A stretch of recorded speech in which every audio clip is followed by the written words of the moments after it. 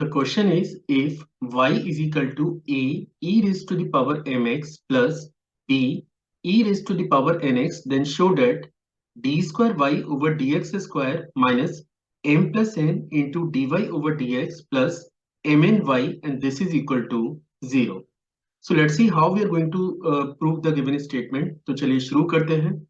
तो सबसे पहले मैं क्वेश्चन के पार्ट को एक बार नोट कर लेता हूँ। जो इंफॉर्मेशन क्वेश्चन में हमें गिवन है वो है कि आपके पास एक फंक्शन है y which is equal to a e raised to the power mx plus b and e raised to the power nx। तो ये फंक्शन आपको ऑलरेडी क्वेश्चन में गिवन है और मैं राइट नाउ इसे इक्वेशन नंबर 1 से रिप्रेजेंट कर देता हूँ। अब देखिए आप क्वेश्चन में चेक कर सकते हैं कि आपको डबल डेरिवेटिव तक इस एक्सप्रेशन को हैंडल करना है। तो सबसे पहले मैं इसको एक बार डिफरेंशिएट करता हूं, मतलब we are just going to differentiate both side.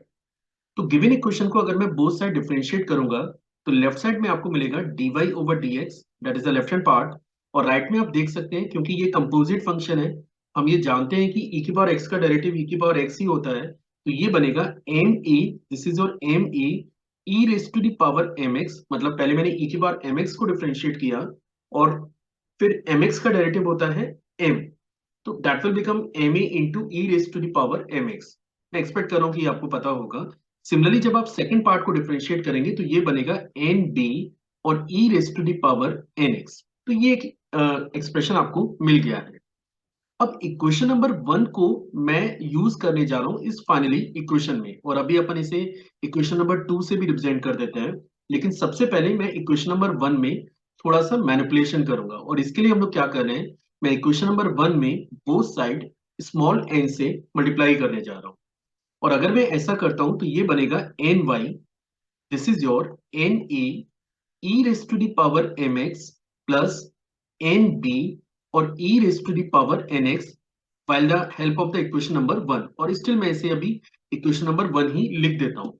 अब देखिए इक्वेशन नंबर 1 से अगर मैं ये डाटा को कैलकुलेट करूं, है ना, ये डाटा को अगर अपन कैलकुलेट करें तो ये बनेगा n b e raised to the power nx and this is your ny minus n a और e raised to the power mx, और इसको हमें यूज करना है इन द इक्वेशन नंबर 2।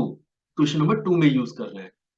तो जब मैं गिवन कंडीशन को इक्वेशन नंबर 2 में यूज करूंगा तो ये बन जाएगा dy over dx and this is your m a e raised to the power mx e raised to the power mx plus ny minus na और e raised to the power mx। ठीक है, चलिए इसे थोड़ा सा और further simplify कर लेते हैं।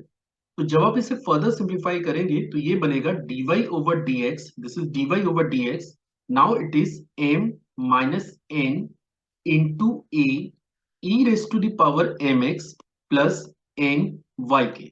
और अब इसको मुझे एक और इक्वेशन लेट कर लेना चाहिए, हम लोग 2 तक तो इक्वेशन लेट कर चुके हैं। Now let this is equation number 3। पर जैसा कि क्वेश्चन में हमने चेक किया हुआ है कि मुझे गिवन फंक्शन को डबल डिफरेंशिएट तक हैंडल करना है, तो अभी मैं गिवन फंक्शन को एक बार और डिफरेंशिएट कर रहा हूं।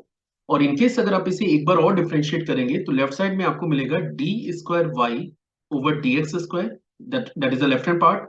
राइट में आप देख सकते हैं कि ये पूरा एक्सप्रेशन एक कांस्टेंट क्वांटिटी है, तो ये मिलेगा m माइनस एन इंटू ए, और e की पावर mx को जब आप डिफरेंशिएट करेंगे तो ये मिलने जा रहा है m e raised to the power mx, और इसके बाद जब आप ny को डिफरेंशिएट करेंगे तो ये मिलेगा n into d y over d x के।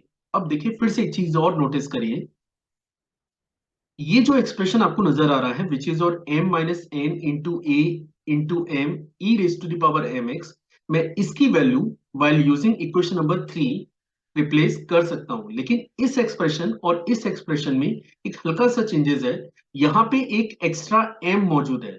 तो हम लोग क्या करेंगे, सबसे पहले इक्वेशन नंबर 3 में मैं स्मॉल m से मल्टीप्लाई करूंगा और फिर वहां से इस इंफॉर्मेशन की वैल्यू निकाल के हम लोग इस इक्वेशन नंबर 4 में रिप्लेस करेंगे।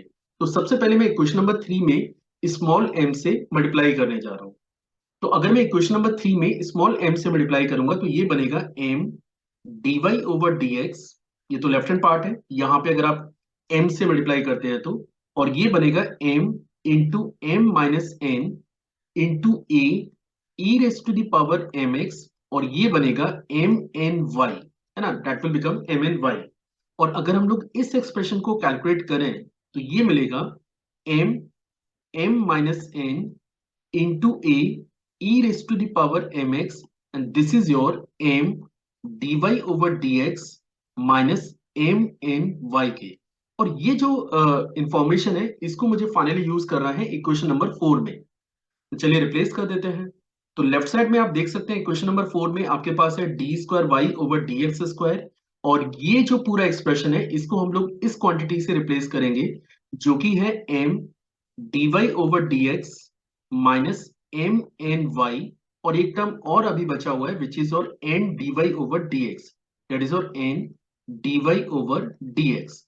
और इनकेस अगर आप इसे लास्ट स्टेप में फाइनली मैनिपुलेट करें तो ये बन जाता है d square y over d x square minus m plus n into d y over d x plus m n y, and this is equal to 0। तो यही वो स्टेटमेंट है जो आपको गिवन क्वेश्चन में वेरीफाई करना था कि prove the given statement that d square y over d x square minus m plus n into d y over d x plus m n y is equal to 0।